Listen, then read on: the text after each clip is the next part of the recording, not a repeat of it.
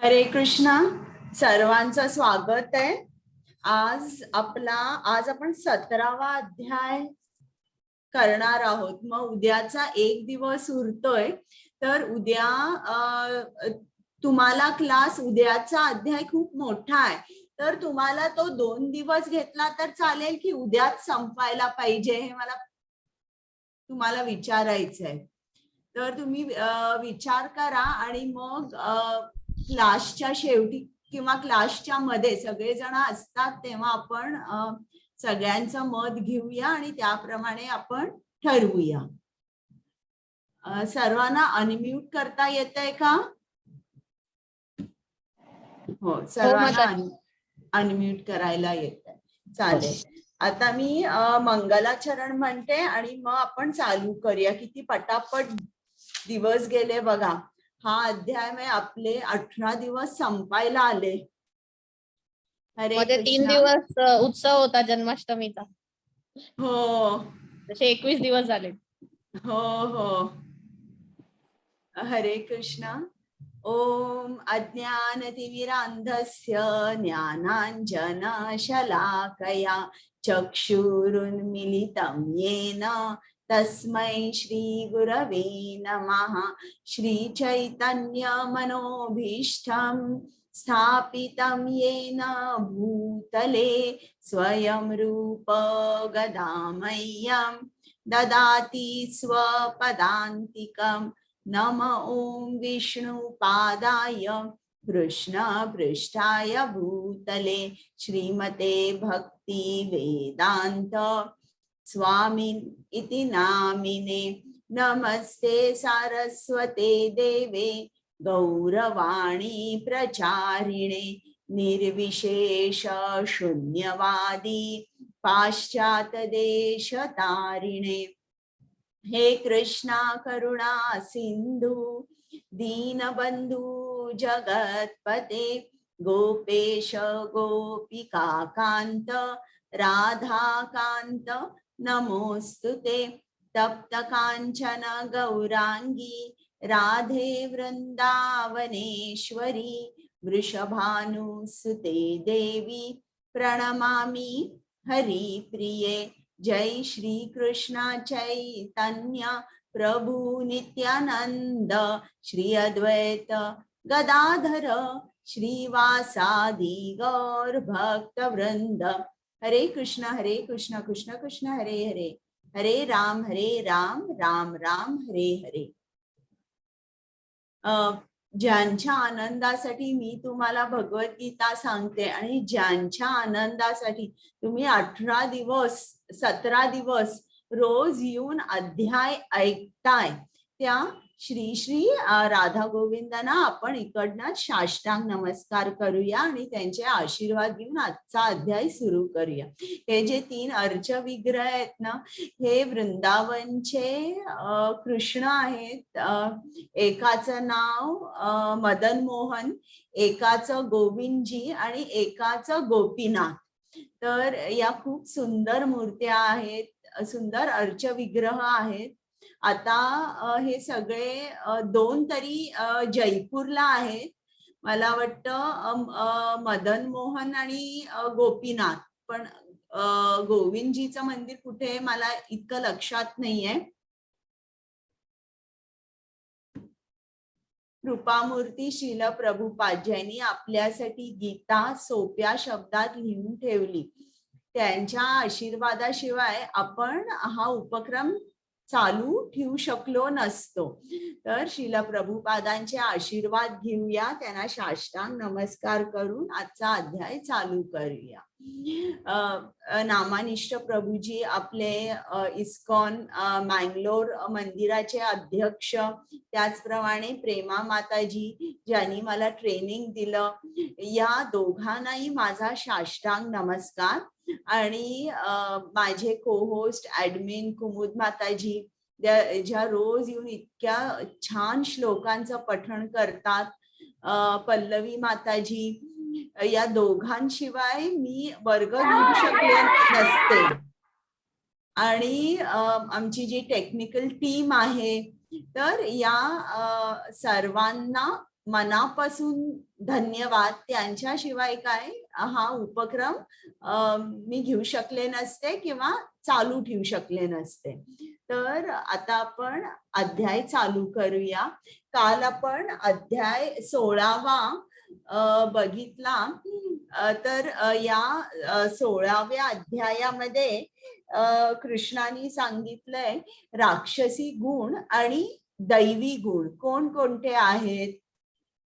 आता कोण मला सांगेल दैवी गुण किती आहेत. मी काल एक आकडा सांगितला होता तुम्हाला.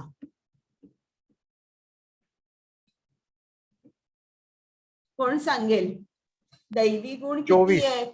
24 26 26 येस. हा, आणि राक्षसी गुण किती आहेत. 6. बरोबर, फक्त 6 राक्षसी गुण आहेत.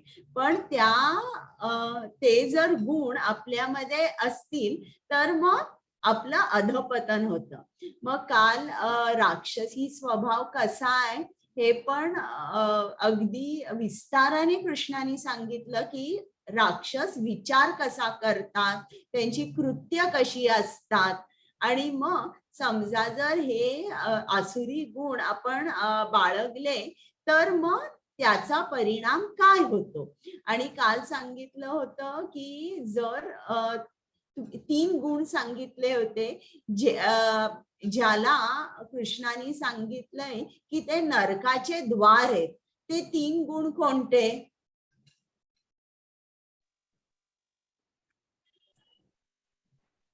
सांगा बोला बरं. शिल्पा माताजी. दंभ, अभिमान आणि अज्ञान. आणि कोणाला सांगायचंय. संदेश प्रभूजी बोला. अहंकार, अभिमान आणि लोभ. मी नरकेचे 3 द्वार परत मी तुम्हाला सांगते. हे तुम्हाला 21व्या श्लोकामध्ये दिलेलं आहे. 16वा अध्याय. नरकाचे 3 द्वार कोणते. काम, क्रोध आणि लोभ. बरोबर, काम, क्रोध आणि लोभ हे 3 नरकाचे द्वार आपल्याला सांगितलेले आहेत. तर ते आपण बघितलं. आणि मग शेवटी कृष्णाने सांगितलंय की ज्यांनी शास्त्र न वाचता आणि न समजता जे कर्तव्य आणि अकर्तव्य यांच्यातला भेद न समजता जे वागतात त्यांचं या जगामध्ये त्यांना सुख मिळत नाही, नाही त्यांना परम गती मिळते. आता हा अध्याय झाल्यानंतर 17वा अध्याय जिकडे कृष्ण थांबला, शेवटचे 2 श्लोक ते मी कुमुद माताजींना सांगणार आहे वाचायला. तर तिकडे अर्जुनाने सांगितलंय की तुम्ही शास्त्र वाचली पाहिजेत. मग अर्जुनाचं उत्तर आहे की जर एखाद्याचा विश्वास आहे पण तो शास्त्र उघडून वाचत नाहीये, विश्वास आहे आणि आपल्या मनाप्रमाणे तो उपासना करतोय, तर मग त्याला कुठलं फळ प्राप्त होईल. मग ते उत्तर देत असताना कृष्ण सांगतो की श्रद्धा किंवा उपासना ही 3 प्रकाराची असते आणि जे आपले 3 गुण असतात त्यावर आधारित ही श्रद्धा असते आपली. मग जो माणूस ज्या गुणात असतो त्या गुणामध्ये तो ठराविक आहार घेतो. सत्वगुणी माणूस वेगळा आहार असतो त्याचा, तामसिक माणसाचा वेगळा आहार असतो. ते पण आपण आज वाचणार आहोत. मग यज्ञ, तमोगुणी जो असतो तो यज्ञ वेगळ्या तऱ्हेने करतो, रजोगुणीचं आणि वेगळं असतं. तर अशा तऱ्हेने 3 प्रकारचे पदार्थ, यज्ञ, तप आणि 3 प्रकारचे दान, हे सगळं जे आहे हे 3 गुणांमुळे आहे. आणि मग ओम तत्सत असं म्हणून आपण जो काही त्याग करतो, दान करतो आणि तप करतो असं म्हणून आपण ते परमात्म्याच्या आनंदासाठी केलं पाहिजे. मग मी ओम तत्सतचा तुम्हाला अर्थ सांगणार आहे. हरे कृष्ण.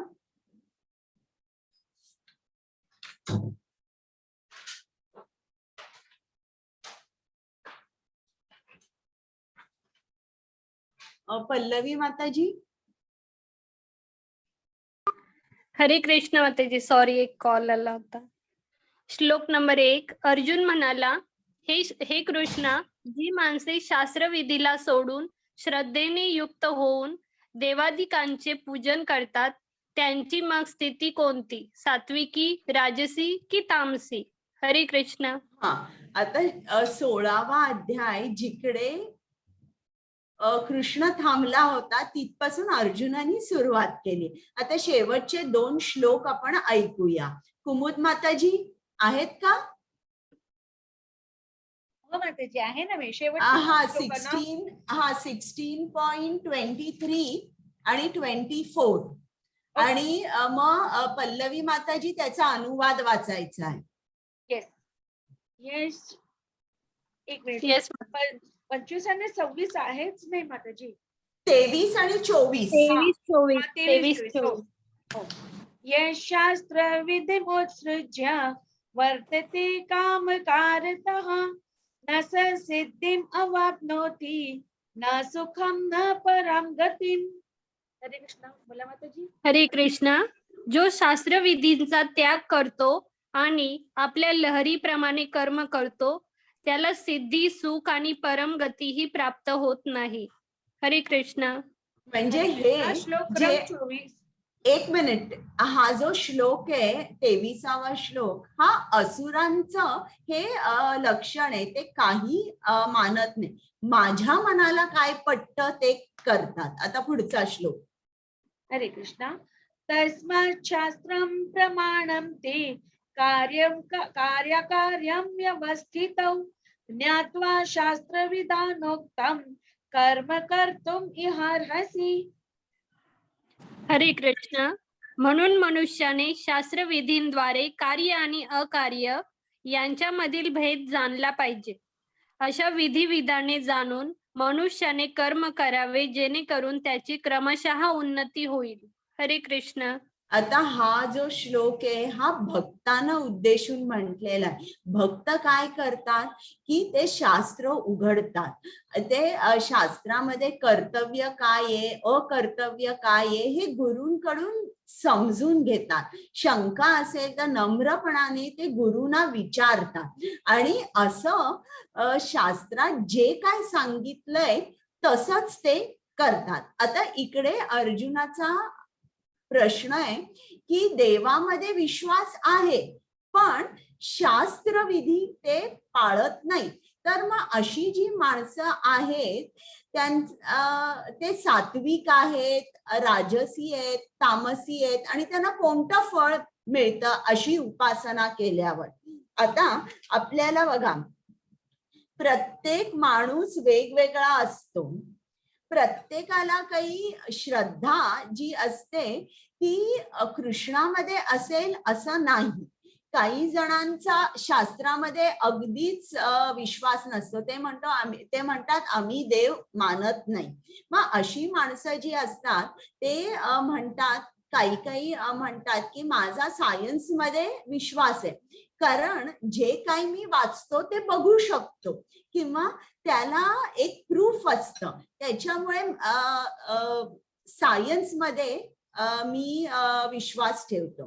काही जण म्हणतात की माझा विश्वास माझ्या आई वडिलांवर आहे. माझे आई वडील मला खूप मदत करतात आणि माझा पूर्ण विश्वास माझ्या आई वडिलांवर आहे. देव वगैरे कोणी नाहीये. देव असेल तर ते माझे आई वडीलच आहे. किंवा काही जणांना त्यांच्या मित्रांमध्ये किंवा असे म्हणतो ना आपण मेंटर म्हणतो की जे लोक छान मार्गदर्शन करतात. गुरु नसतात पण गुरुप्रमाणे ते मार्गदर्शन करत असतात. तर अशा तऱ्हेने प्रत्येकाचा विश्वास वेगवेगळ्या ठिकाणी असतो. मग असा जो विश्वास वेगवेगळ्या ठिकाणी असतो तो कशामुळे असतो ते आता आपण ऐकूया. हरे कृष्ण. हरे कृष्णा. श्री भगवान उवाच त्रिविधा भवति श्रद्धा देहिनां सा स्वभावजा सात्विकी राजसी चैव तामसी चेति तां शृणु. हरे कृष्णा. हरे कृष्ण.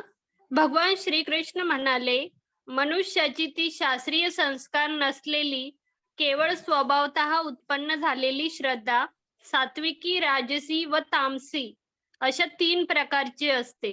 ती तू माझ्याकडून ऐक. हरे कृष्ण. आता बघा, आपण कृष्णाचे अंश आहोत.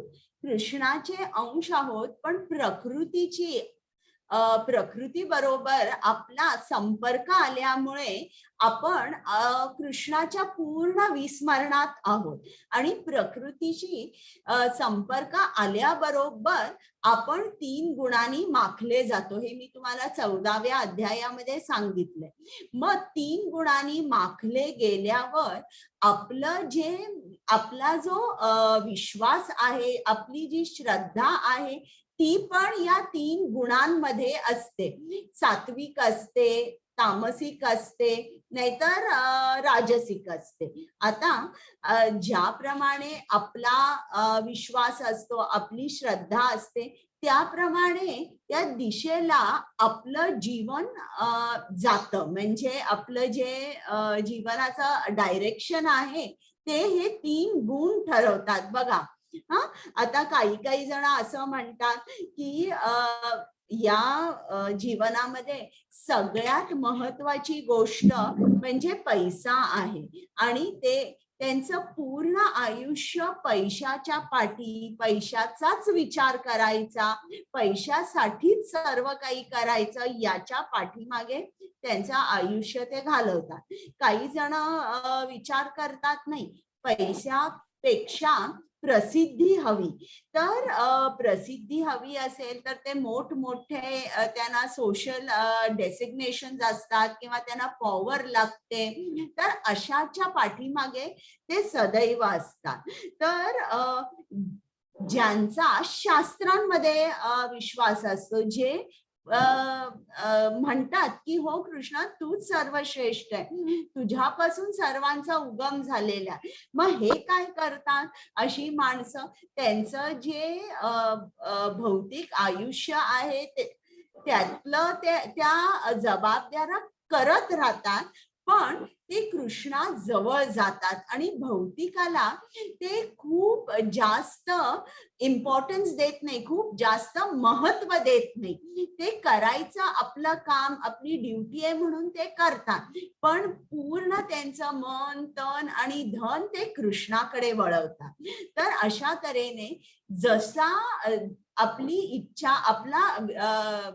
आपली श्रद्धा जशी असेल त्याप्रमाणे आपण 3 गुणामध्ये आपली श्रद्धा आपल्याला दिसते. तर इकडे बघा चार्ट दाखवलेला आहे. आता इकडे जो राजसी माणूस असतो, तुम्हाला माहितीये जो राजसिक असतो त्याच्या अनेक इच्छा असतात. त्यांनी कर्म केलं तर तो कर्म कसं करतो त्याला फळ पाहिजे असतं.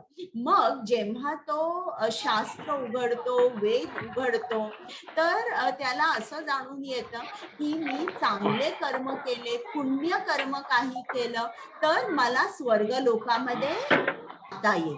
तर असा जो असतो तो राजसिक श्रद्धा म्हणतो आपण त्याला, तो स्वर्ग लोकापर्यंत जाऊ शकतो. आता एखादा सत्वगुणी असेल, सत्वगुणी काय करतो, तो उपनिषद, शास्त्र आणि वेद यांचा अभ्यास करतो आणि अभ्यास करून झाल्यावर त्याला एक समजतं की हे जग म्हणजे इकडनं आपल्याला सुटायला पाहिजे, जन्म मरण या चक्रातून सुटलं पाहिजे.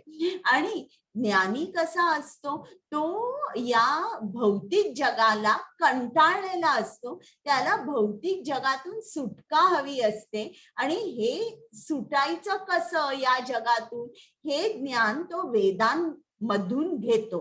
पण तरीही तो जास्तीत जास्त जे ज्ञान योगी असतात ते कुठे पोचतात, त्यांना मुक्ती मिळते.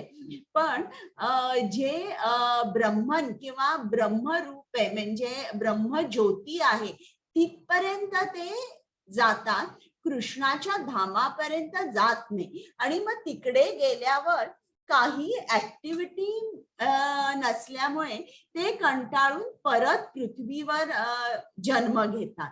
किंवा एखादा ज्ञानी, लाखो ज्ञानीपैकी एखादा ज्ञानी असा असतो की तो कृष्णाचा भक्त होतो, म्हणजे तो भक्ती करायला लागतो. आणि खरी श्रद्धा जर म्हटली तर ती 3 गुणांच्या पलीकडे असते. जो माणूस शुद्ध सत्व या गुणामध्ये असतो, म्हणजे हे सत्वगुण, रजोगुण आणि तमोगुण यांच्या पलीकडे असतो, तेव्हा खरी श्रद्धेचा उगम होतो आणि आपल्याला कृष्णधामापर्यंत जाता येतं, आपण भक्ती करायला लागतो. आता ही जी श्रद्धा आहे ही प्रत्येक सत्वगुणात, रजोगुणात, तमोगुणातली जी श्रद्धा आहे प्रत्येकाची काही वैशिष्ट्य आहे, ती आता आपण ऐकूया. हरे कृष्ण. हरे कृष्णा. सत्त्वानुरूप सर्वस्य श्रद्धा भवति भारत. श्रद्धामयोऽयं पुरुषः योऽयं श्रद्धा स एव सः. हरे कृष्णा. हरे कृष्णा. हे भारता अर्थात भरतवंशी अर्जुना, सर्व माणसांची श्रद्धा त्यांच्या अंतःकरणारूप असते. हा पुरुष श्रद्धामय आहे आणि म्हणून जो पुरुष ज्या श्रद्धेने युक्त आहे तो स्वतःही तोच आहे, अर्थात त्या श्रद्धेनुसार त्याचे स्वरूप असते. हरे कृष्णा. म्हणजे बघा या 3 गुणांचा परिणाम कसा होतो ते 3 गुण ठरवतात की आपली श्रद्धा कशी असणार आहे. आता ऐकूया. हरे कुमुद कृष्णा. माताजी. हरे कृष्णा. यजन्ते सात्विका देवान् यक्ष रक्षांसि राजसः प्रेतान् भूतगणांश्चान्ये यजन्ते तामसा जनाः. हरे कृष्णा. हरे कृष्णा. सात्विकी माणसे देवतांची पूजा करतात, राजसिक माणसे यक्ष राक्षसांची, तसेच इतर तामसिक माणसे असतात ती प्रेत व भूतगणांची पूजा करतात. हरे कृष्णा. तर आता बघा जे सत्वगुणात असतात ते देव देवतांची पूजा करतात, इकडे स्लाइड मध्ये दाखवलंय. जे राजसिक असतात ते यक्ष आणि राक्षसांची पूजा करतात. आता यक्ष आणि राक्षस म्हणजे कोण? यक्ष म्हणजे जे संपत्तीचे प्रतीक जे आहेत त्यांना यक्ष म्हटले, आणि राक्षस म्हणजे कोण? जे शक्तीचे किंवा पॉवर चे प्रतीक आहेत त्यांना राक्षस म्हटलेलं. आता सामान्य बघा तुम्ही आपल्याला बरेचदा असं दिसतं की जे फळाशी खूप आसक्त असतात, राजसिक असतात, तर ही लोक काय करतात, त्यांचे जे आता मोठमोठे पॉलिटिशियन्स असतात आणि त्यांच्या हाताखाली बरीच माणसं असतात, तर काही माणसं असं असतात की ते असं विचार करतात की हा जो पॉलिटिशियन आहे याच्यामुळे मी जिवंत आहे, हा माझं पालन पोषण करतो, मला हाच देव आहे, दुसरा कोणी नाही, असं समजून ते त्या पॉलिटिशियनची जणू काही पूजा करतात. तर आता एक सेकंड वर्ल्ड वॉर मध्ये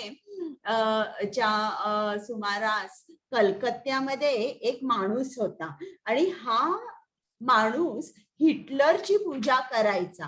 का करायचा? कारण त्याला ब्लॅक मार्केटमध्ये बरेच पैसे मिळाले अमाप संपत्ती आणि धनाचा संचय केवळ या हिटलरनी सेकंड वर्ल्ड वॉर चालू केल्यामुळे त्याला मिळाला. म्हणून त्यांनी काय केलं, हिटलरचा अगदी लाईफ साईज फ्रेम त्याच्या हॉलमध्ये ती फ्रेम लावली आणि त्या फ्रेम कडे तो रोज दिवा लावायचा, नमस्कार करायचा की हिटलर, अरे तुझ्यामुळे मला इतके पैसे मिळतात.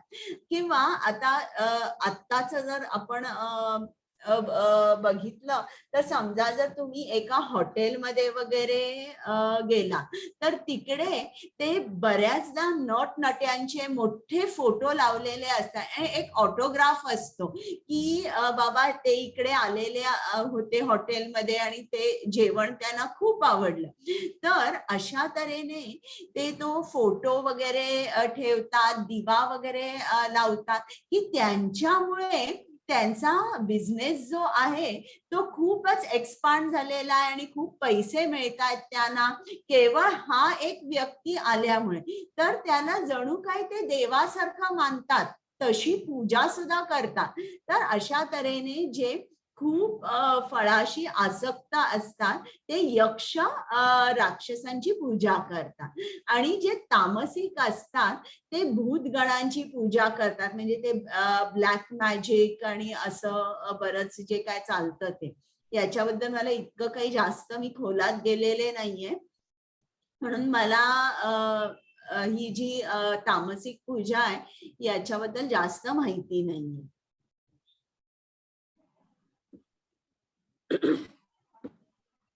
हरे कृष्ण. हरे कृष्ण. श्लोक नंबर 5 आणि 6.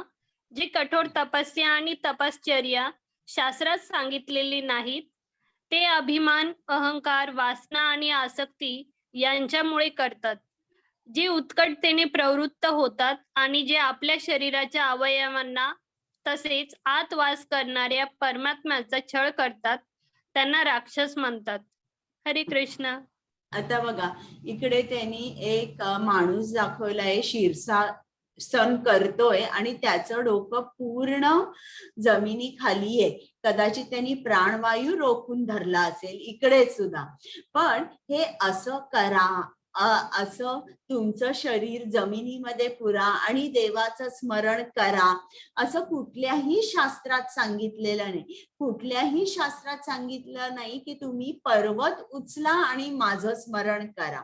तर हे जे असं जेव्हा एखादा माणूस करतो की शास्त्रांनी सांगितलेलं नाहीये तरी तो करतो, घोर तपश्चर्या करतो, तर हे जे तो करतोय याच्यापासून काहीही त्याला फळ मिळणार नाहीये. उलट त्याच्या हृदयात वास करणारा जो परमात्मा आहे तो दुखी होणार आहे आणि त्याला वाईट वाटणार आहे, त्याला त्रास होणार आहे असं केल्याने. तर आता इकडे त्यांनी ही स्लाइड दाखवली, इकडे रावण आहे आणि इकडे हिरण्यकश्यपू आहे. तर दोघांनी रावणानी आणि हिरण्यकश्यपूनी घोर तपश्चर्या केली, पण ती तपश्चर्या ज्याप्रमाणे शास्त्रात सांगितली होती तशी होती का? नाही. त्याचा उद्देश काय होता की माझ्यासाठी मला काहीतरी पाहिजे, मला इतकं मोठं राज्य पाहिजे की देवदेवतांकडे सुद्धा नाही एवढं मोठं मला राज्य पाहिजे. म्हणजे शास्त्रामध्ये जे काय सांगितलंय त्याच्या अलाइनमेंट मध्ये त्यांची इच्छा नव्हती. तर हा जो उद्देश आहे, ते जे काय करताय त्याच्या पाठचा उद्देश जो आहे तो ते ठरवतं की बाबा की हा एक राक्षस आहे, हा असुर आहे. तर अशा तऱ्हेने आपण जर असं केलं तर आपल्याला काही मिळत नाही, सुख मिळत नाही, परमगती मिळत नाही आणि आपला त्याच आयुष्यामध्ये नाश होतो. हरे कृष्ण. हरे कृष्ण.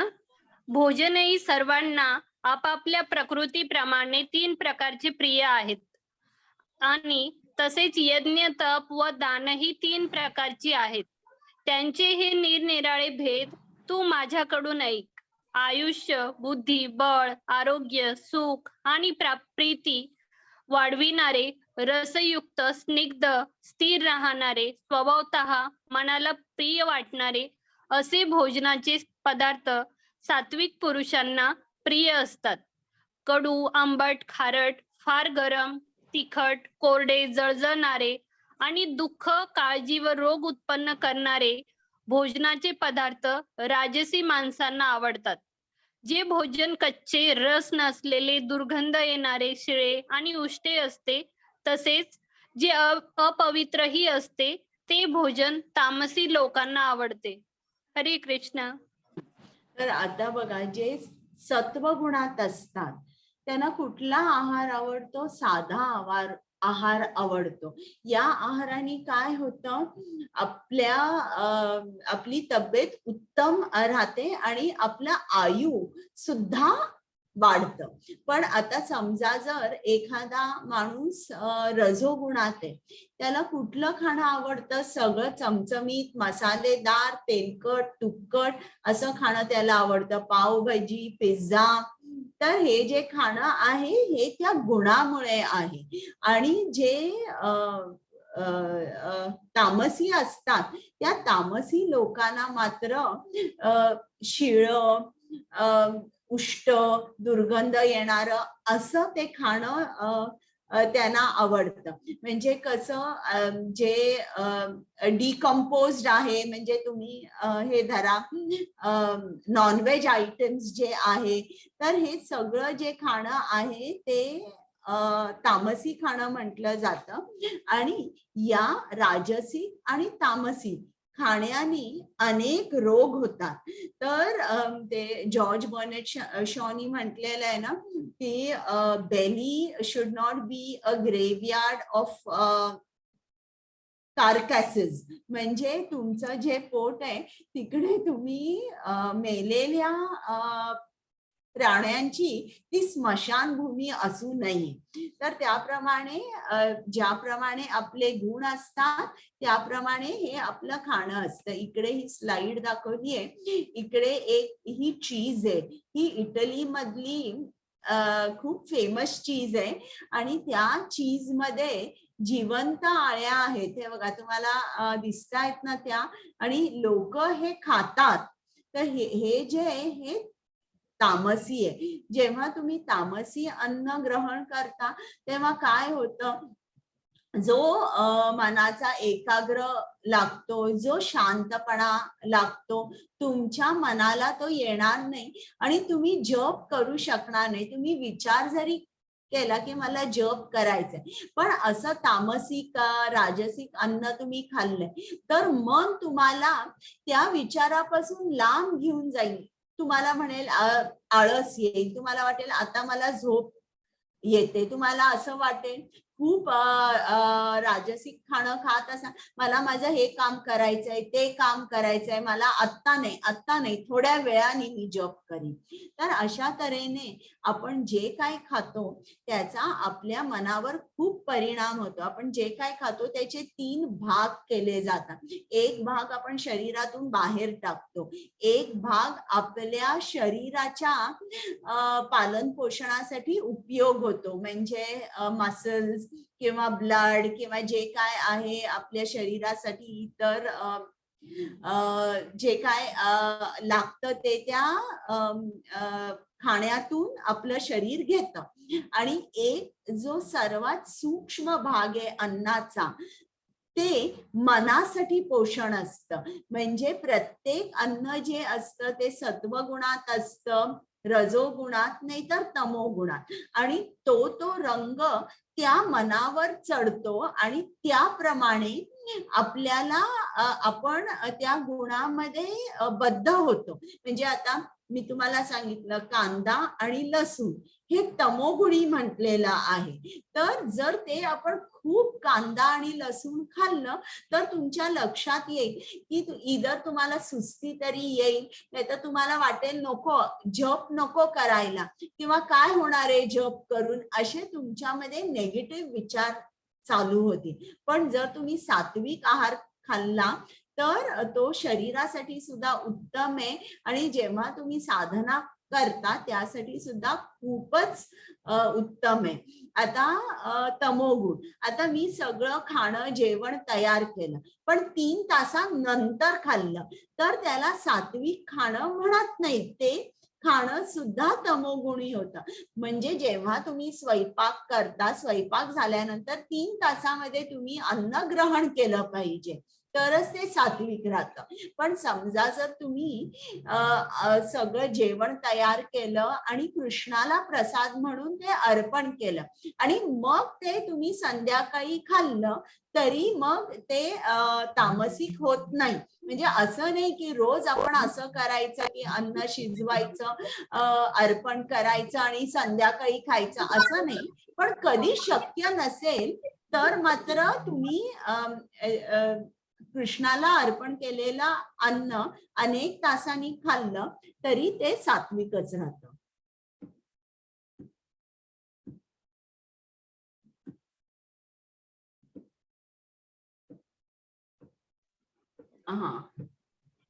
हरे कृष्ण. पल्लवी माताजी. हरे कृष्ण माताजी. श्लोक नंबर 11.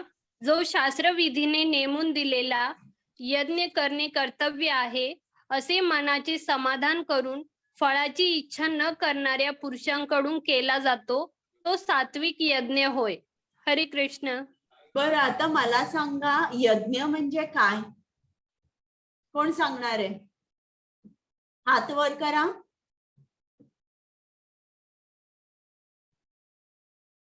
यज्ञ म्हणजे काय? सुभाष प्रभूजी. बरं, अजित. यज्ञ म्हणजे आहुती, अग्नीला आहुती देणे. बरं, अजित सिंह प्रभूजी. यज्ञ म्हणजे ब्रह्मयज्ञ, ऋषी यज्ञ, पितृयज्ञ, नरयज्ञ, भूतयज्ञ म्हणजे त्यांचे आभार मानायचे यांचे, की ज्यांच्यामुळे आपल्याला किंवा त्यांचा आभार मानायचे, त्यांच्यामुळे आज आपल्याला म्हणजे त्यांच्यामुळे काय फायदा झाला किंवा त्यांच्यामुळे जसे अग्नी, पृथ्वी, आकाश यांच्यामुळे यांना ब्रह्मयज्ञ म्हणतात. बरं, पूजा माताजी.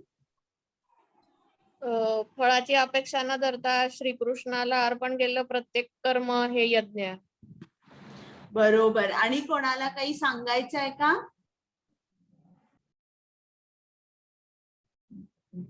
बरं, तर यज्ञ म्हणजे कृष्णाच्या आनंदासाठी केलेलं कुठलंही कर्म कृष्णाच्या आनंदासाठी आपण करतोय त्याला यज्ञ असं म्हणतात. मग आता इकडे सात्विक यज्ञ म्हणजे कसं आहे की आपण कुठलीही अपेक्षा करत नाही, फळाची अपेक्षा नसते आणि कर्तव्य म्हणून आपण ते करतो. मग आता तुम्हाला जर सात्विक यज्ञ करायचा आहे, कलियुगामध्ये यज्ञ म्हणजे काय? कोण सांगेल? कलियुगातला यज्ञ कोणता आहे? कृष्ण जाप करणे. बरोबर. हरे कृष्ण महामंत्राचा जप करणे हा कलियुगातला यज्ञ आहे. मग तो तुम्ही कसा करायचा आहे? कर्तव्य म्हणून, कुठलीही अपेक्षा करायची नाही. मग तुम्ही जो यज्ञ कराल त्याला सात्विक यज्ञ म्हटलं जातं. हरे कृष्ण. हरे कृष्ण माताजी. श्लोक नंबर 12. परंतु हे भरतश्रेष्ठा अर्थात भरतवंशीयांमध्ये श्रेष्ठ अर्जुना, केवळ दिखाव्यासाठी किंवा फळही नजरेसमोर ठेवून जो यज्ञ केला जातो तो यज्ञ तू राजस यज्ञ समज.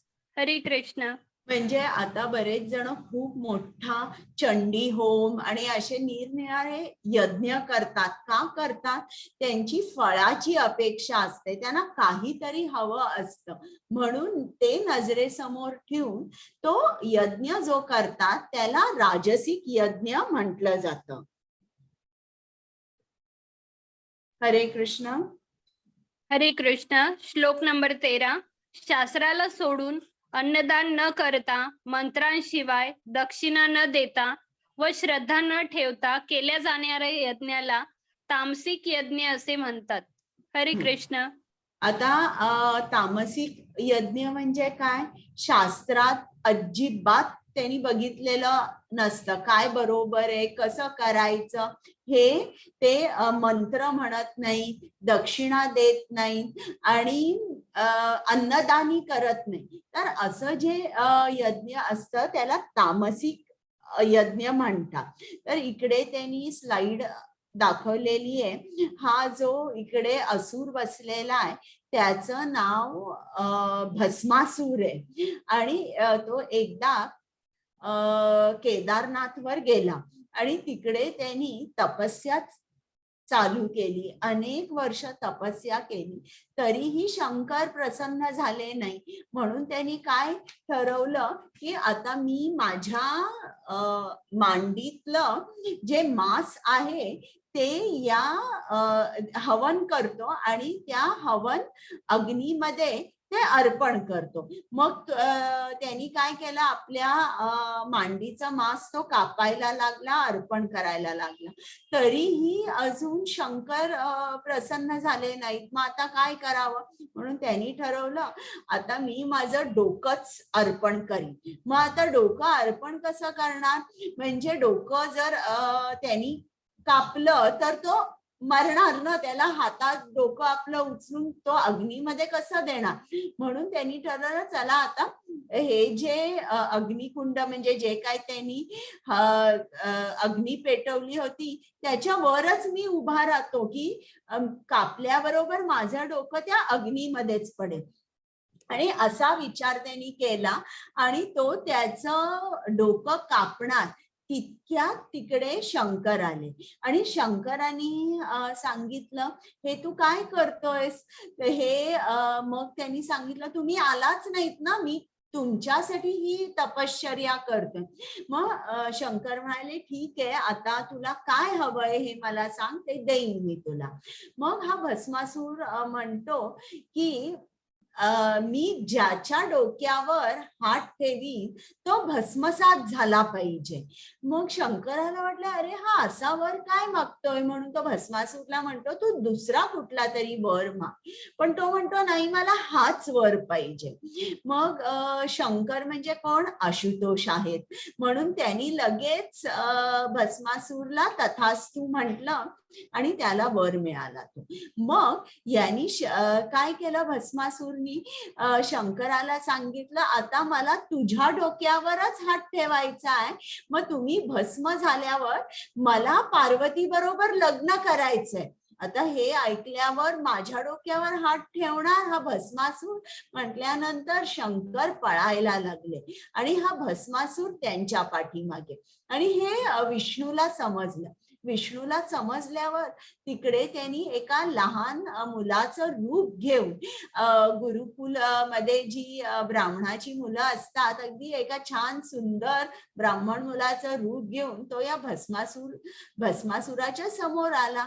अरे कुठे चाललायस तू, कुठे चाललायस. मग भस्मासुरांनी सांगितलं मला असं असं वर मिळालंय, आता मी ते शिवावर हात लावणार आहे त्याच्या डोक्यावर आणि मला पार्वती बरोबर लग्न करायचंय. मग असं म्हटल्यानंतर त्या ब्राह्मण मुलांनी म्हटलं हो का, पण तुम्ही हे आणि कोणावर एक्सपेरिमेंट केलंय का, तुम्ही बघितलंय का हा वर दिलेला नक्की चालतोय ना वर. तर भस्मासूर म्हणाला नाही मी नाही बघितलं. मग ते म्हणाले ठीक आहे मग असं नको करूस, आपण आत्ता बघूया, पण इकडे सर्वांच्या समोर नको, आपण असं जरा ठिकाण शोधूया की जिकडे जास्त गर्दी नाहीये किंवा कोणी आपल्याला बघणार नाही, अशा ठिकाणी आपण जाऊया. आणि तो ब्राह्मणाचा मुलगा भस्मासूरला एका निवांत ठिकाणी घेऊन जातो आणि तिकडे म्हणतो चला बघूया, आता तुम्ही तुमच्या डोक्यावर पहिल्यांदा हात ठेवून बघा. आणि तो त्याच्या स्वतःच्या डोक्यावर हात ठेवतो आणि पूर्ण भस्मसात होतो. तर असं जे यज्ञ आहे त्याला तामसिक यज्ञ म्हटलंय. आता कलियुगामध्ये प्राण्यांची बळी देणं हे निषिद्ध मानलेलं आहे, तरीही काही लोक अजूनही प्राण्यांना बळी देतात. काली माता वगैरे असेल तिकडे ते बळी देतात आणि मग ते जे काय नॉनव्हेज शिजवतात तो प्रसाद म्हणून सर्वांना वाटतात. पण हे बरोबर नाहीये. जे आपल्या वेदांमध्ये दिलेलं आहे त्याचं आपण तंतोतंत पालन केलं पाहिजे. आता आत्ताच्या याच्यामध्ये जर आपण बघितलं तामसिक यज्ञ म्हणजे आपण काय करतो बघा. जेव्हा आता काही दिवसातच गणेश उत्सव चालू होईल तर आपल्याकडे वर्गणी मागायला अनेक लोक माणसं येतात आणि आपण त्यांना लगेच 100-200 रुपये वर्गणी देतो. मग ते जेव्हा ते पैसे गोळा करतात त्या पैशाचं ते काय करतात, ते खूप डेकोरेशन करतात, खूप सजावट, लाइटिंग आणि तिकडे त्यांचे कुठले तरी काही पॉलिटिकल सीन्स लावतात किंवा असं काहीतरी त्यांचं असतं, एक थीम असतो तो. आणि मग ते तिकडे असं असतं का की सकाळपासून मंत्र उच्चार चाललेले आहेत, जप चाललेला आहे, कुठे भगवद्गीतेचा अर्थ समजावून सांगताय, असं काहीही नसतं. नाही लोकांना जेवण असतं, हे काहीही नसतं. आणि तिकडे ऑन द कॉन्ट्ररी डीजे किंवा हिंदी फिल्मी सॉंग्स लावून जोर जोरात आवाज त्यांचा लाऊडस्पीकरवर फुल व्हॉल्यूमवर असा असतो की जवळपासच्या लोकांना अतिशय त्रास होतो. तर जेव्हा आपण असं देतो, असे पैसे देतो जिकडे त्या पैशाचा उपयोग अन्नदानासाठी होत नाहीये, तिकडे मंत्र उच्चार नसतात, तिकडे पूजा सुद्धा योग्य रीतीने पुरोहिताकडून केली जाते की केली जात नाही हे सुद्धा आपल्याला माहित नसतं. तर अशा ठिकाणी जेव्हा आपण पैसे देतो त्याला आपण तामसिक यज्ञ म्हणतो. कारण त्याचा शास्त्रात असं लिहिलेलं नाही तुम्ही हिंदी फिल्म सॉन्ग लावा, तुम्ही पॉलिटिकल सीन्स लावा, असं काहीही नाही. तिकडे ठीक आहे गणेश उत्सव आहे, तुम्ही गणपतीचा मंत्र तरी म्हणताय का, असं नसतं. म्हटला तरी अगदी थोडा वेळ, अर्धा पाऊण तास अथर्व शीर्ष वगैरे म्हणतात, पण त्यात जास्त त्यांचं हे नसतं, जास्त कल त्यांचा सजावट आणि हिंदी गाणी लावण्यात असतं. कुमुद माताजी. माताजी मी येते. चालेल. हे वाचता का? हो माताजी. देव द्विज गुरु प्राज्ञः पूजनम शौचम आर्जवम ब्रह्मचर्यम अहिंसा च शारीरम तप उच्यते. हरे कृष्ण. हरे कृष्ण माताजी. देव, ब्राह्मण, गुरु व ज्ञानी यांची पूजा करणे, पावित्र्य, सरळपणा, ब्रह्मचर्य आणि अहिंसा हे शारीरिक तप म्हटले जाते. हरे कृष्ण. तर आता आपण शरीराचा तप करणार आहोत. शरीराचा तप का करायचा असतो? कारण शरीर हे एक वाहन आहे ज्याने आपल्याला कृष्ण प्राप्ती होऊ शकते. मग शरीराने आपण काय काय करू शकतो? आपण आपल्या गुरूंची सेवा करू शकतो, आपण आपल्या आई वडिलांची सेवा करू शकतो, आपलं शरीर आपण स्वच्छ ठेवू शकतो. हे बाह्य स्वच्छता झाली. पण आंतरिक स्वच्छता म्हणजे काय की आपण आपलं मन सुद्धा स्वच्छ ठेवलं पाहिजे. मन कसं पाहिजे? त्याच्यामध्ये कुठलेही हिंसक विचार, दुसऱ्यांबद्दल द्वेष, राग, कुठली अनर्थ नसली पाहिजे. साधा सरळपणा मनाचा असला पाहिजे. तर अशा तऱ्हेने जेव्हा आपण ठरवतो अशा तऱ्हेने वागायचं तेव्हा तो शरीराचा तप होतो. आता ज्याप्रमाणे इकडे दिलंय की देव, ब्राह्मण, गुरु आपण यांची नेहमी पूजा करायला पाहिजे, सेवा केली पाहिजे. त्या सेवेमध्ये काय पाहिजे? सरळपणा पाहिजे, कुठलाही स्वार्थ नसला पाहिजे, कपटी भाव मनामध्ये नसला पाहिजे. तर अशा तऱ्हेने आपण नेहमी शरीराने यांचा हे केली पाहिजे, सेवा केली पाहिजे. आणि इकडे त्यांनी एक हे दाखवलंय की हा जो कृष्णाचा भक्त आहे तो कृष्णाला साष्टांग नमस्कार घालतोय. तर हे सुद्धा दिलेलं आहे की आपण नेहमी साष्टांग नमस्कार घालावा. तर जे रघुनाथ गोस्वामी होते, रघुनाथ भट गोस्वामी, ते रोज 1000 वेळेला असा प्रणाम घालायचे, साष्टांग नमस्कार हे करायचे, घालायचे. तर अशा तऱ्हेने आपण जाणतो की हे जे दिलेलं आहे शास्त्रांमध्ये त्याचं पालन आपण केलं पाहिजे. आता या नाही आहेत ना, मी वाचते. अनुद्वेगरं वाक्यं सत्यं प्रियहितं च यत् स्वाध्यायाभ्यसनं चैव वाङ्मयं तप उच्यते. हरे कृष्णा. जे दुसऱ्याला न बोचणारे, प्रिय, हितकारक आणि यथार्थ भाषण असते ते, तसेच वेदशास्त्रांचे पठण व परमेश्वराच्या नाम जपाचा अभ्यास हेच वाणीचे तप म्हटले जाते. हरे कृष्ण. आता वाणीचे तप म्हणजे काय की आपण नेहमी आपली वाणी मधुर असली पाहिजे. दुसऱ्यांना टोचून बोलायचं, कठोरपणाने बोलायचं किंवा असं बोलायचं ज्याने त्यांना त्रास होईल. जरी सत्य जरी असेल तरी सत्य सांगताना सुद्धा अशा तऱ्हेने सांगितलं पाहिजे की दुसऱ्यांना त्याचं दुःख किंवा त्रास होणार नाही. तर हे एक झालं. हे इकडे स्लाइड मध्ये युधिष्ठिर महाराज दाखवलेले आहे.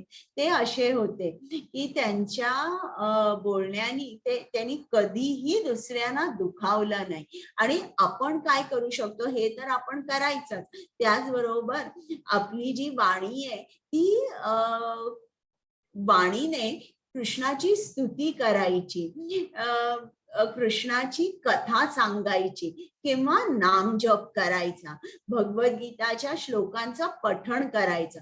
तर अशा तऱ्हेने जेव्हा आपण राहतो आणि बोलतो त्याला म्हणतात वाणीचा तप. आता शारीरिक तप आपण बघितला की आपण आपल्या गुरुंना, आई वडिलांना, ब्राह्मणांना आपण त्यांची सेवा करायची, त्यांना चांगलं वागवायचं. आता हा वाणीचा तप झाला. शारीरिक तप आणि वाणीचा तप यापेक्षाही वर मनाचा तप आहे. आता ऐकूया. हरे कृष्ण. श्लोक नंबर 16. आणि शांतता, साधेपणा, गुरुत्वाकर्षण, आत्मनियंत्रण आणि विचारांची शुद्धता ही मनाची तपस्या आहे. हरे कृष्ण.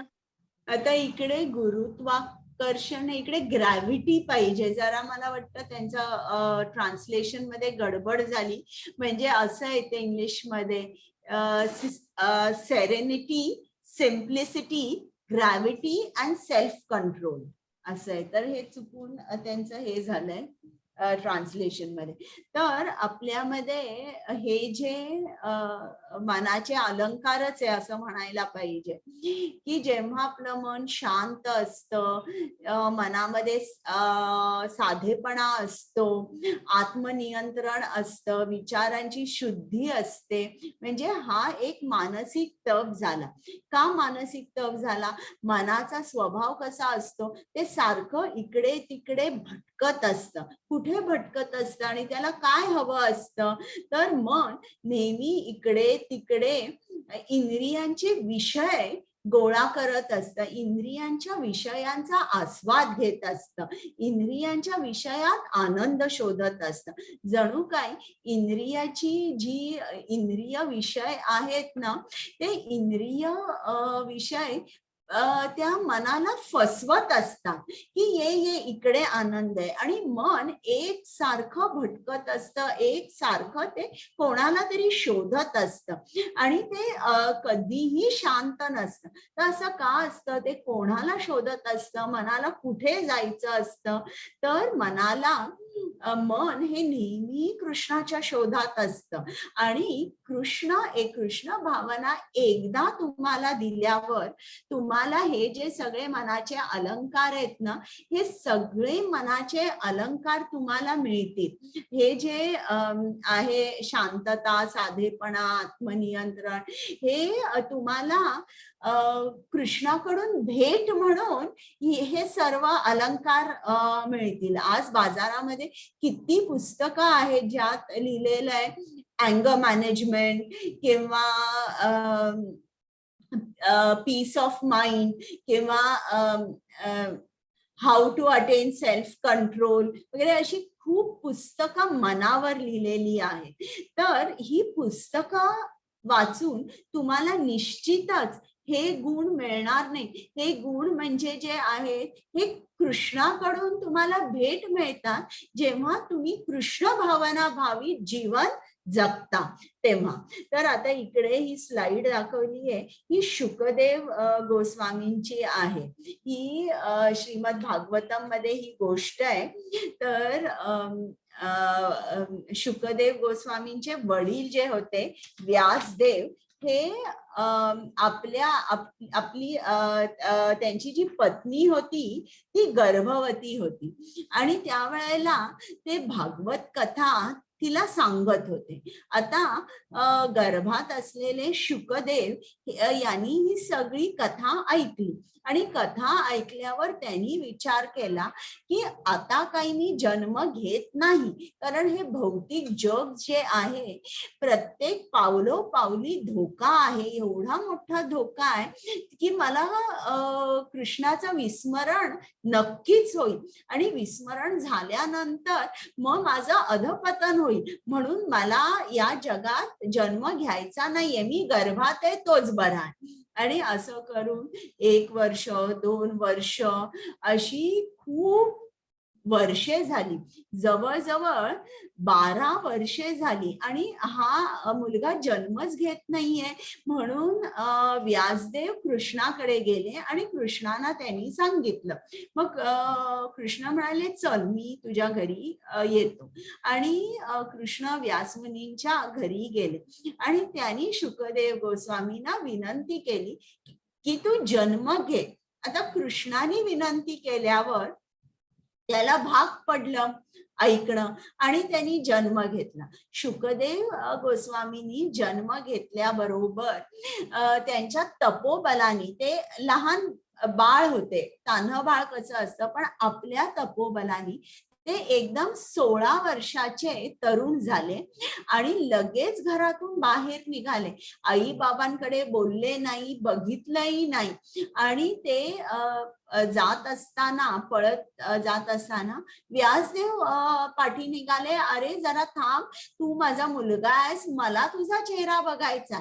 पण तो एक क्षणभर सुद्धा घरी थांबला नाही. तेवढी सुद्धा ममता आई वडिलांची मला नको आहे, मी खाली घसरीन, तिकडे मी आसक्त होईल, म्हणून तो पळून गेला, घरातून गेला आणि व्यासदेव त्यांच्या पाठी गेले. ते शुकदेव गोस्वामी पळत असताना तिकडे एक सरोवर होतं आणि त्या सरोवरामध्ये काही बायका स्नान करत होत्या. तर त्यांनी शुकदेव गोस्वामींकडे बघितलं. शुकदेव गोस्वामींनी बघितलं या बायका, पण शुकदेव गोस्वामींच्या नजरेमध्ये कुठलाही भाव नव्हता आणि ते गेले. आणि हे व्यासदेव पाठीच होते हे त्यांनी बघितलं आणि ते आल्यावर त्या बायकांनी पटापट कपडे घेतले, आपल्या शरीराभोवती गुंडाळले. मग व्यासदेवानी त्या बायकांना विचारलं की आता शुकदेव इकडनं गेला, आता माझा मुलगा गेला, तरुण मुलगा होता, पण तरी तुम्ही तुमचं अंग का नाही झाकलं, आणि मी तर इकडे म्हातारा आहे आणि तुम्ही इकडे अंग का झाकलं, असं का तुम्ही हे केलं, फरक का केला. तेव्हा त्यांनी सांगितलं की शुकदेव गोस्वामी हे आत्मसाक्षात्कारी आहेत, हे त्यांच्या डोळ्यातल्या भावातून आम्हाला समजलं.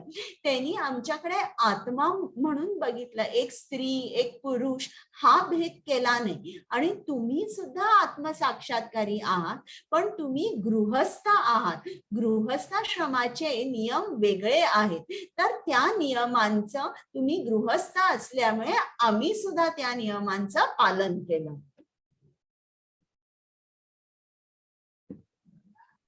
हरे कृष्ण.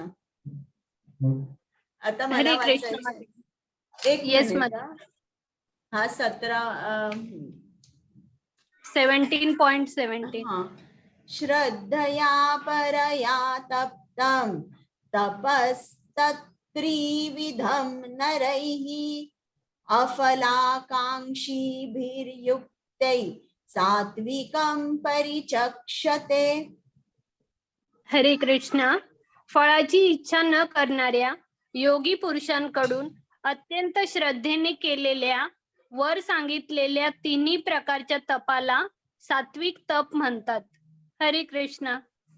आता इकडे त्यांनी या स्लाइड मध्ये सांगितलंय, स्लाइड मध्ये त्यांनी परिक्रमा दाखवलेली आहे. वृंदावन परिक्रमा करतात इकडे आणि या बोटीतून मायापूर परिक्रमा करतात. तर यांनी सांगितलंय परिक्रमा आपण अवश्य करावी आणि त्याचं फळ सुद्धा आपल्याला काय काय मिळतं विविध परिक्रमेचं हे सुद्धा त्यांनी सांगितलेलं आहे. तर आपला तप कसा असला पाहिजे, आपण फळाची इच्छा केली नाही पाहिजे आणि श्रद्धेने तप केला पाहिजे, म्हणजे तो सात्विक होतो. म्हणजे थोडक्यात आपलं कर्तव्य म्हणून आपण केलं पाहिजे.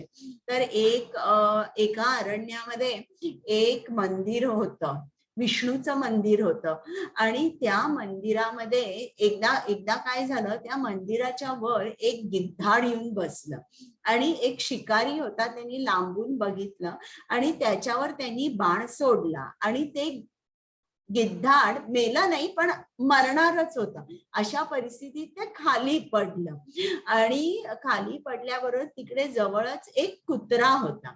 त्या कुत्र्यानी बघितलं आणि त्या गिधाडाला आपल्या तोंडात धरलं आणि इतर पण कुत्री आली आणि ती कुत्री याच्या पाठीमागे लागली ज्याच्या तोंडात गिधाड होतं.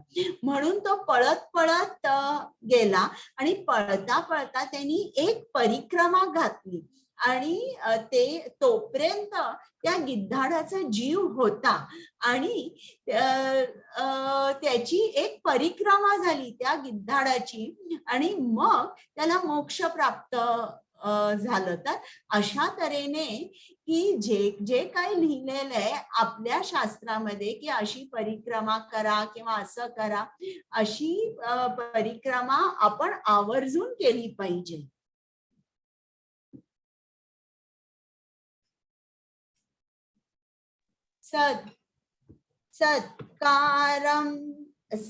सत्कारमान पूजार्थं तपोदम्भेन चैव यत् क्रियते तदिह प्रोक्तं राजसं चलम् अध्रुवम्.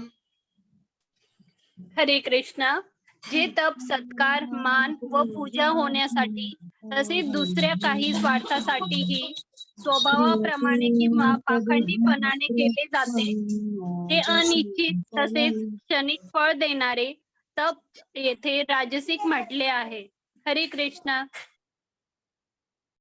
तर आता जेव्हा आपण तप करतो पण आपल्याला स्वार्थ असतो, काहीतरी स्वार्थ असतो की माझं नाव आहे, या नावाला प्रसिद्धी मिळायला हवी. तर जेव्हा अशा तऱ्हेने आपण तप करतो की फळाची अपेक्षा ठेवून, आता बघा काही लोक खूप मोठ्या देणग्या देतात हॉस्पिटलसाठी, शाळांसाठी, कॉलेजेससाठी, चांगली गोष्ट आहे. पण त्याच्या पाठीमागे हेतू काय असतो, या हॉस्पिटलला माझं नाव आलं पाहिजे किंवा ही शाळा जी आहे या शाळेला माझं नाव लावलं पाहिजे.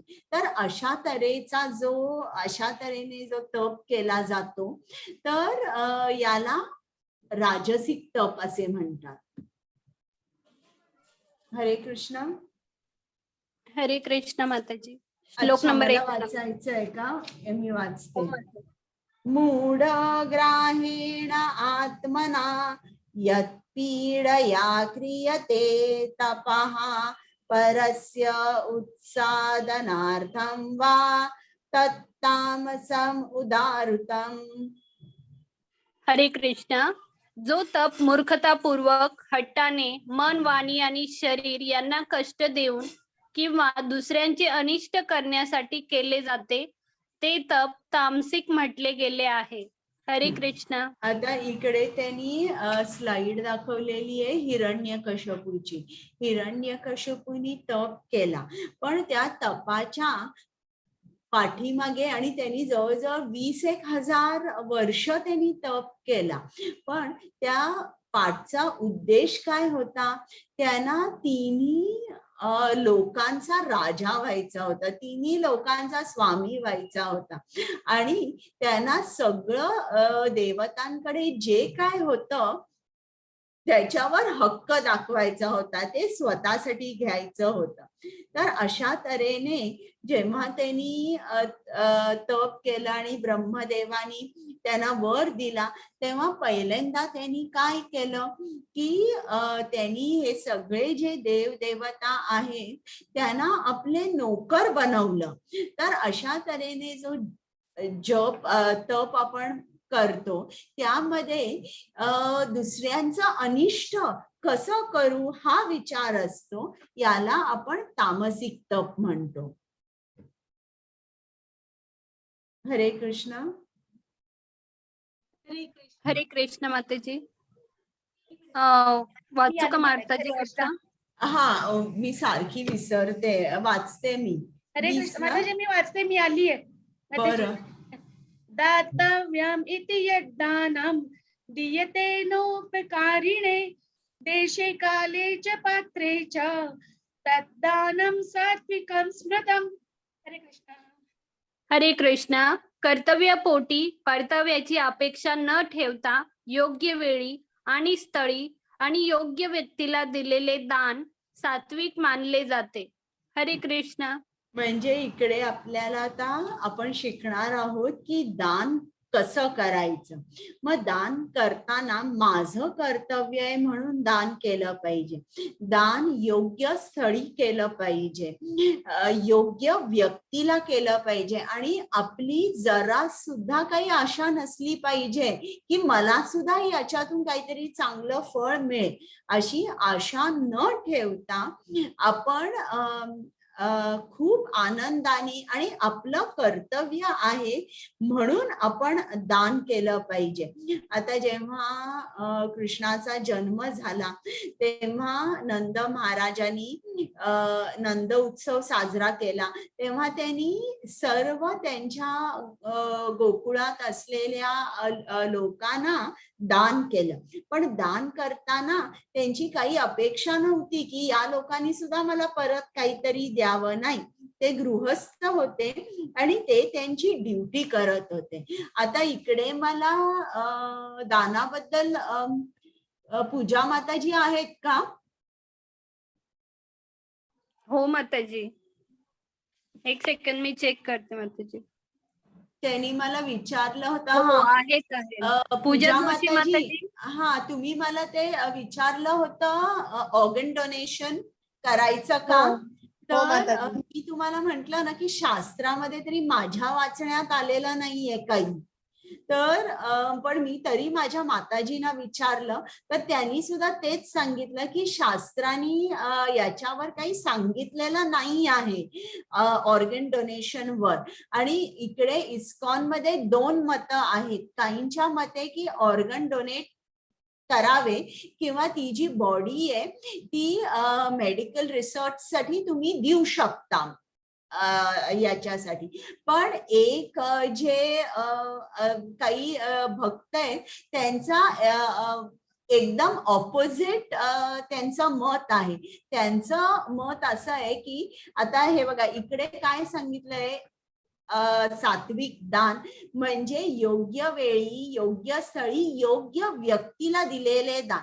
आता आपण दान केले, समजा जर एका माणसाचे डोळे खूप चांगले आहेत आणि त्यांनी सांगितलं बाबा मरणानंतर तुम्ही माझ्या डोळ्याचं दान करा, आता त्याला माहित नाहीये की त्याचे डोळे कोणाला जाणार आहेत, आणि हा जर माणूस ते डोळे वाईट कृती करायला जर वापरणार आहे, तर ज्या माणसानी त्याला हे दान दिलं, डोळ्याचं दान दिलं, त्याला तो सुद्धा मग कर्मबंधनात अडकतो. किंवा समजा इवन तुम्ही तुमचं रक्ताचं दान दिलं, ब्लड डोनेशन दिलं, तरी सुद्धा तुम्हाला माहित नाहीये की तुमचं रक्त कोणाला जाणार आहे. अशा वेळेला हे जे दान आपण करतो ते तामसिक सुद्धा होऊ शकतं, ज्यांनी आपल्याला तर काही मिळणार नाहीच आहे, उलट आपण कर्म बंधनात अडकतो. पण काही जर तुम्हाला माहित असेल की एक कृष्णाचा भक्त आहे आणि खरोखर तो आंधळा आहे, तर मग तुम्ही असं सांगू शकता की माझं ऑर्गन डोनेशन मला करायचंय, माझे जे डोळे ते फक्त आणि फक्त याच माणसाला जावे, असं तुम्ही म्हणू शकता. तर आता तुम्हाला समजलंय का? हो माताजी. एकच मी शास्त्रामध्ये एकच याचा रेफरन्स आहे, संदर्भ येतोय. दधीची ऋषीनी त्यांची हाडं जी आहेत ना ती इंद्राला दिली होती वज्र बनवण्यासाठी. हा, त्या असुराला मारण्यासाठी. तर ते जर चांगल्या गोष्टीसाठी वापरण्यात आली तर मग ते चांगलं आहे. म्हणून इस्कॉन मध्ये सुद्धा कधी बघा आपण इकडे भिकाऱ्यांना वगैरे आपण जर काही पैसे वगैरे दिले तर ते भिकारी काय करतात, लगेच एक बिडी आणतात, नाहीतर दारूची बाटली आणतात. हा, तर असं दान न करता नेहमी अन्नदान करावं. आता अन्नदानाबद्दल मी पुढे तुम्हाला जास्त सांगेन, पण हे लक्षात ठेवा की हा, हे मी तुम्हाला सांगितलं ना, नंद महाराजाला आनंद झाला कृष्णाचा जन्म झाल्यावर, त्यांनी भरपूर दान केलं.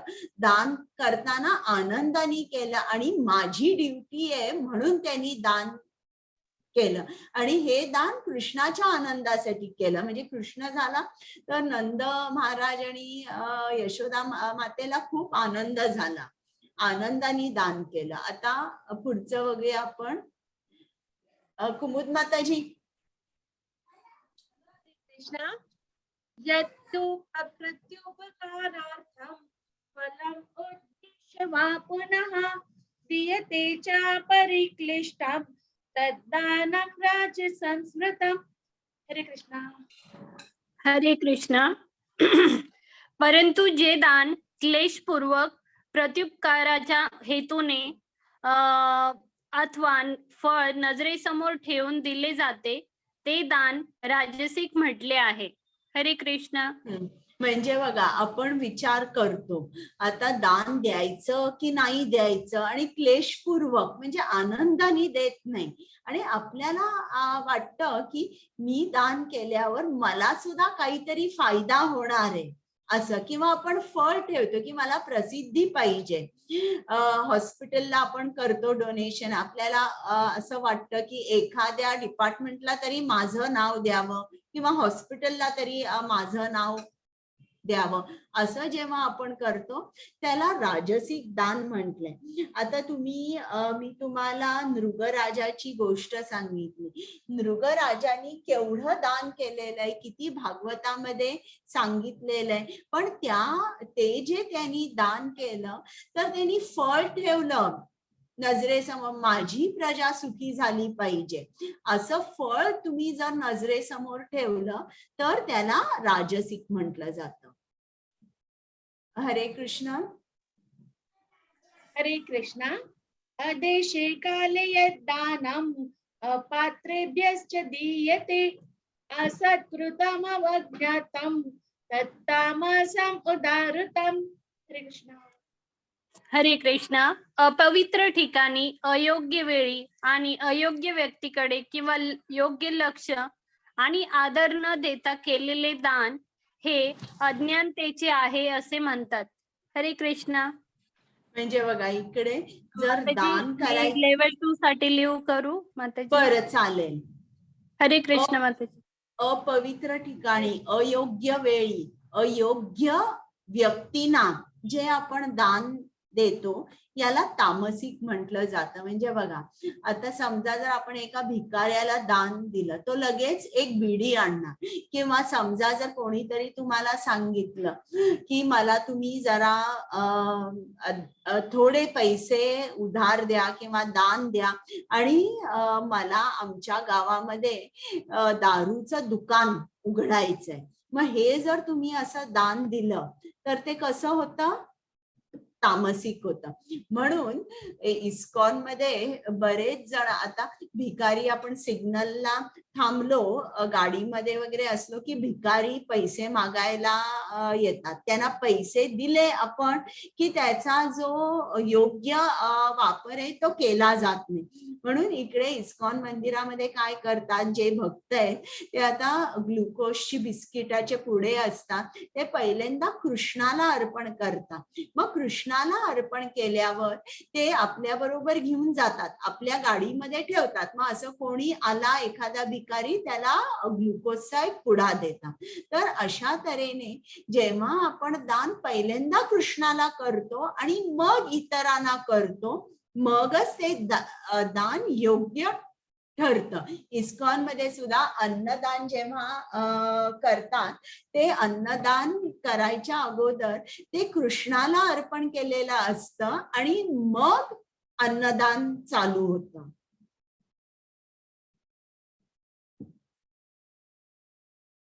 हरे कुमुद माताजी, वाचता का? माताजी मी वाचते, हो वाचते. सृष्टीच्या प्रारंभापासून परम सत्य दर्शवण्यासाठी ओम तत्सत हे 3 शब्द वापरले गेले. हे 3 प्रतिकात्मक निरूपण ब्राह्मणांनी वेदांच्या स्तोत्रांच्या जप करताना आणि परमात्म्याच्या समाधानासाठी यज्ञ करताना वापरले होते. हरे कृष्णा. तर आता या आपला जेव्हा संपर्क प्रकृतीशी येतो तेव्हा आपण 3 गुणाने माखले जातो. मग तुम्ही यज्ञ करा, तप करा, दान करा, हा सात्विक, राजसिक किंवा तामसिकच होतो. मग आता योग्य तऱ्हेने तप, यज्ञ आणि दान आपण कसं करायचं, तर आता इकडे आपल्याला कृष्ण सांगणार आहे की सृष्टीच्या प्रारंभापासून हे 3 शब्द आहेत, ओम, तत् आणि सत. मग आता हे ओम, तत्, सत हे शब्द वापरून आपण यज्ञ, दान आणि तप करायचा.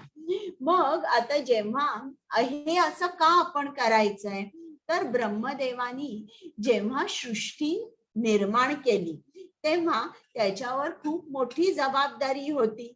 आणि जेव्हा मोठी जबाबदारी असते, आपल्याला सुद्धा जेव्हा खूप मोठी जबाबदारी असेल, एक नवीन प्रोजेक्ट असेल, नोकरीचा पहिला दिवस असेल किंवा आपल्याला एकदम कुठलं तरी एक प्रोजेक्ट मॅनेजरची पोस्ट दिली, असं काही आपल्याला प्रमोशन मिळालं, तर आपल्यावर एक जबाबदारी असते किंवा जबाबदारी वाढते. त्यावेळेला आपल्याला कृष्णाची आठवण होते. आपण कृष्णाला म्हणतो की ही माझ्यावर जबाबदारी दिलेली आहे, ही व्यवस्थित पार पडू दे. तर त्याचप्रमाणे जेव्हा ब्रह्मदेवाला जबाबदारी दिली गेली की तू ही सृष्टी निर्माण कर, तेव्हा ब्रह्मदेवानी सृष्टी निर्माण करायच्या अगोदर 3 शब्दांचा उच्चार केला, ओम, तत्, सत. ओम, तत्, सत म्हणजे काय, म्हणजे कृष्णच. कृष्णाला त्यांनी या 3 शब्दांनी संबोधलं, ओम, तत् आणि सत. आता या 3 शब्दांनी त्यांनी संबोधल्यामुळे एक परंपरा निर्माण झाली की आपण ब्रह्मदेवाची मुलं आहोत. मग जसे आता प्रत्येक घरी बघा परंपरा आहे. आता गणपती जेव्हा असतो तेव्हा बघा, काहींच्या घरी उकडीचे मोदक असतात, काहींमध्ये पुरणाचं सारण असतं, काहींमध्ये गुळाचं असतं, काहींमध्ये साखरेचं असतं, काहींमध्ये काही पंचखाद्य असतं, काही जणात तळणीचे मोदक करतात आणि आता काही वेगवेगळे प्रकार असतील तर माहित नाही. मूर्ती सुद्धा आणतो ना, आपल्या घरची परंपरा असते. काही जणांची शेंदुरी असते, काही जणांची शेंदुरी नसते. हा, तर अशी वेगवेगळी परंपरा जशी त्यांच्या प्रत्येकांच्या परिवारात असते तशी ती चालत चालत पुढे येते. त्याचप्रमाणे ही सुद्धा परंपरा आपल्या पितानी ठेवलेली आहे. कुठलंही यज्ञ दान तप करताना ओम तत्सत असं म्हणायचं. म्हणून आपण सुद्धा कुठलंही दान करताना, यज्ञ करताना आपण आरंभी काय म्हणायचं? ओम तत्सत. ओम तत्सत म्हणणं कंपल्सरी आहे का? नाही. तुम्ही हरे कृष्ण कृष्ण कृष्ण हरे हरे, हरे राम राम राम हरे हरे असंही म्हणू शकता.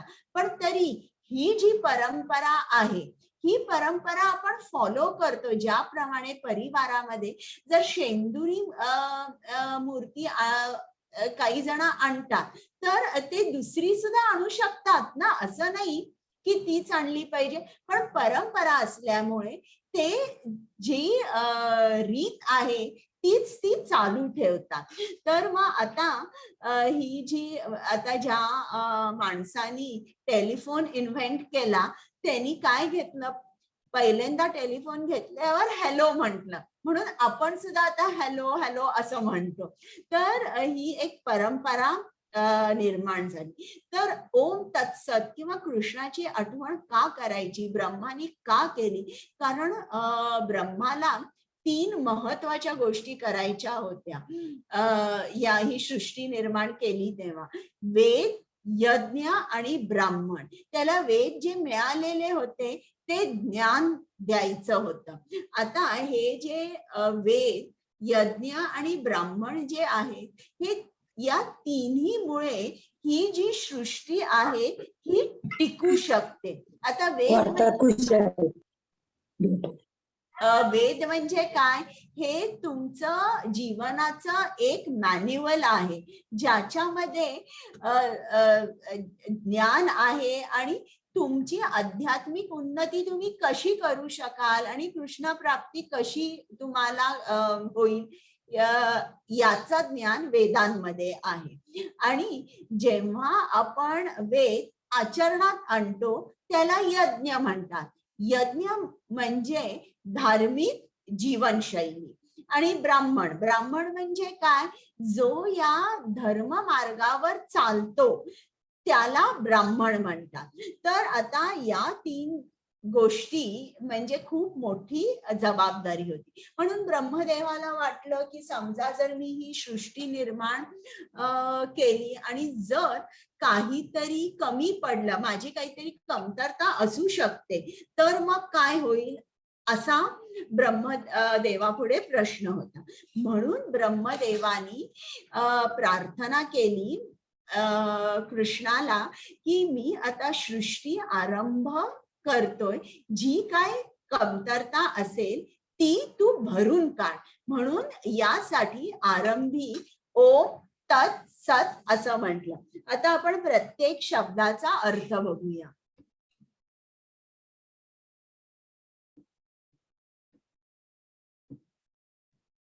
हरे कृष्ण. हरे कृष्णा. अशा प्रकारे परमात्मा प्राप्त करण्यासाठी दिव्यवादी लोक त्याग, दान आणि तपस्या करतात. नेहमी ओमने सुरुवात करतात. ओम इति एतद ब्रह्मणो निर्दिष्टहम नाम. पहिले ध्येय सूचित करते. ओम म्हणजे विष्णू. हे सर्वोच्च ध्येय सूचित करण्यासाठी वैदिक स्तोत्रांच्या सुरुवातीला ठेवलेले आहेत. हरे कृष्ण. तर आता हा पहिला शब्द ओम आहे. ओम म्हणजे तुम्हाला माहितीये, ओम म्हणजे विष्णू किंवा ओम म्हणजे कृष्ण. आता पुढे सुद्धा या ओम शब्दाचा अर्थ आणि डिटेल मध्ये मी सांगणार आहे. आता पुढचं बघूया. कृष्णाने सांगितलंय सर्व शब्दांमध्ये मी ओम आहे. तत्चा अर्थ बघूया. हरे कृष्णा. तत् या शब्दाने त्याग, तपस्या आणि दान करावे. अशा दिव्य क्रियाचा उद्देश भौतिक गुंतामुक्त होणे हा आहे. ओम तत् त्वम असी, चांदोग्य उपनिषद 6वा स्कंद 8वा अध्याय आणि 7वा श्लोक. तत् मुक्तीसाठी अलिप्त कार्याचे वर्णन करतात. या क्रियाकलापा भौतिक परिणामांकडे दुर्लक्ष करून केले जातात. हरे कृष्ण. आता तत् म्हणजे काय? जे कार्य किंवा जे यज्ञ आपण कृष्णासाठी करतोय त्याला तत् म्हणतात. म्हणजे ते कर्म असं उद्देश, किंवा तत्चा अर्थ असाही आहे म्हणजे जे आपण आपल्या इंद्रियांद्वारे किंवा मनाद्वारे ज्याचं आकलन आपण करू शकत नाही, म्हणजे कृष्ण. मग इकडे तत्चा अर्थ सांगितलाय की जे कर्म आपण कृष्णाच्या आनंदासाठी करतो, कर्तव्य म्हणून करतो आणि फळाची अपेक्षा करत नाही, याला तत् असं म्हटलेलं आहे. आता सतचा अर्थ बघूया. सत या परमात्म्याच्या नावाचा सत्य भाव आणि श्रेष्ठ भावात प्रयोग केला जातो. तसेच हे पार्था अर्थात पृथापुत्र अर्जुना, उत्तम कर्मातही सत शब्द योजला जातो. तसेच यज्ञ, तप आणि दान यामध्ये जी स्थिती अर्थात आस्तिक बुद्धी असते तिलाही सत असे म्हणतात. आणि त्या परमात्म्याच्या साठी केलेले कर्म निश्चयाने सत असे म्हटले जाते. दुःखी एव सौम्य, चांदोग्य उपनिषद 6वा स्कंद 2रा अध्याय 1ला श्लोक. सत म्हणजे शाश्वत, परमेश्वरांच्या साठी सेवेसाठी केले गेलेले कार्य, खरे आध्यात्मिक स्वरूप प्रकट करा. अशा कृतीमध्ये कृती करणारा शाश्वत बनतो. क्रियाकलाप शाश्वत असतात आणि क्रियाकलापांचे फायदे शाश्वत असतात. हरे कृष्ण. आता सत म्हणजे काय? सत म्हणजे ज्याचा कधीही नाश होत नाही. मग जेव्हा आपण कृष्णासाठी कुठलंही कार्य करतो, फळरूपी आपल्याला जे काय मिळतं फळरूपी ते नेहमी शाश्वतच असतं. तर अशा तऱ्हेने या 3 शब्दांचा अर्थ आहे ओम तत् सत. आता पुढे ओम शब्दाचा अर्थ त्यांनी आणि सांगितलेला आहे. हरे कृष्ण. हरे कृष्णा. वस्तुतः दिव्य ध्वनी ओंकार जरी अ, उ आणि म या 3 अक्षरांच्या संयोगात दिव्य सामर्थ्य असते आणि जो ओंकाराचा जप करतो त्याला लवकरच ओंकार आणि भगवान विष्णू वेगळे नसल्याची जाणीव होईल. हरे कृष्ण. म्हणजे ओम या शब्दामध्ये अ, उ आणि म हे 3 मिळून ओंकार होतो. तर अ, उ आणि म म्हणजे काय हे आता आपण बघूया.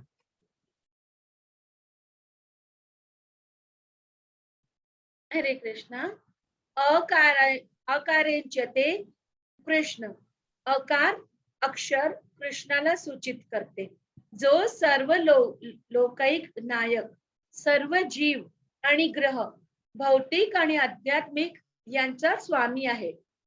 उकार हे अक्षर श्रीमती राधाराणी कृष्णाची आनंद शक्ती आणि मकार सजीवांना जीव सूचित करते. हरे कृष्ण. तर अ म्हणजे कोण? कृष्ण. उ म्हणजे कोण? श्रीमती राधाराणी. आणि म म्हणजे कोण? की आपण सगळे जे बद्ध जीवात्मे आहोत यांना मकार म्हटलेलं आहे. तर अशा तऱ्हेने हा शब्द तयार होतो ओम. हे कुठे आलेलं आहे? चैतन्य चरितामृत आदि लीला 7.128. आता शेवटचा श्लोक आहे. हरे कृष्णा. हे पार्था, श्रद्धेशिवाय केलेले हवन, दिलेले दान, केलेले तप आणि जे काही केलेले शुभ कार्य असेल ते सर्व असत म्हटले जाते. त्यामुळे ते न इहलोकात फलदायी होत न परलोकात. हरे कृष्ण. आता अर्जुनाचा पहिला प्रश्न होता आपला अध्याय सुरू झाल्या झाल्या की एखादा माणूस आहे, श्रद्धा आहे, पण शास्त्रोक्त तो काही करत नाहीये, अशा माणसाचं काय होतं? मग कृष्णाने सांगितलं असा माणूस आहे की श्रद्धा आहे त्याची आणि मनाप्रमाणे त्याची उपासना चालू आहे. मग याची श्रद्धा 3 गुणांमध्ये असते, सत्वगुण, रजोगुण आणि तमोगुण. आणि अशा तऱ्हेने जेव्हा तो शास्त्रातलं न वाचता आपल्या मनाप्रमाणे उपासना करतो, तेव्हा अशा कार्यामुळे, अशा कर्मामुळे त्याला कुठलंही फल प्राप्त होत नाही, इहलोकात किंवा परलोकात. म्हणजे थोडक्यात त्याला सिद्धी मिळत नाही आणि तो जे काय करतो हा फक्त त्याचा वेळ फुकट जातो आणि त्याच्यातून त्याला त्याच्या कल्याणासाठी, आध्यात्मिक उन्नतीसाठी त्याचा काहीच परिणाम होत नाही. तर आज आपण बघितलं 17व्या अध्यायात श्रद्धात्रय विभाग योग की अर्जुनानी अनाधिकृत उपासनेबद्दल चौकशी केली. मग श्रीकृष्णाने उत्तर दिलं की जे मनाप्रमाणे उपासना करतात ती उपासना किंवा श्रद्धा 3 गुणांमध्ये असते.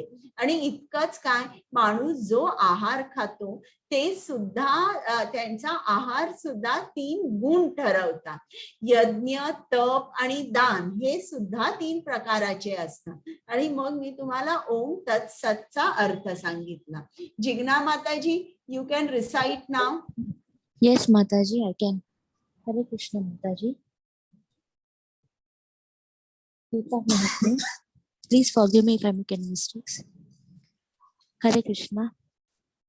Gita Sastramidam Punyam Yaha Pate Prayata Puman Vishnu Padamavapnoti Vayashokadivarjitaha.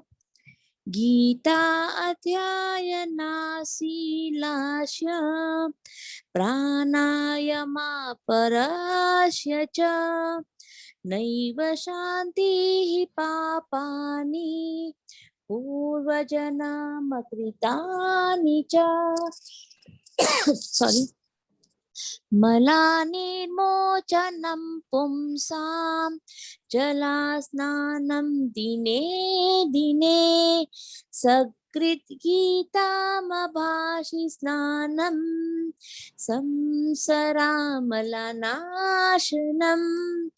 गीतासु गीतकर्तव्य किम् अन्याय सहस्रविस्तरै या स्वयं पद्मनाभायास मुखा पद्माद्विनिश्रिता. भारत अमृत सर्वासं विष्णोर्वक्रद्विनिश्रिता. गीता गंगोदकां पीत्वा पुनर्जन्म न विद्यते. सर्वोपनिषदो गावो दुग्धा गोपालनन्दनः. पार्थो वत्सा सुधीर्भोक्ता दुग्धा गीतामृतं महत्. एकं सहस्रं देवकी पुत्र गीताम् एको देवो देवकी पुत्र एव. एको मन्त्रस्य तस्य नामानि यानि कर्मापि एकं तस्य देवस्य सेवा. हरे कृष्ण माताजी. हरे कृष्णा. थँक यू जिग्ना माताजी. हरि बोल. ओके, आता काही प्रश्न आहेत का कोणाचे?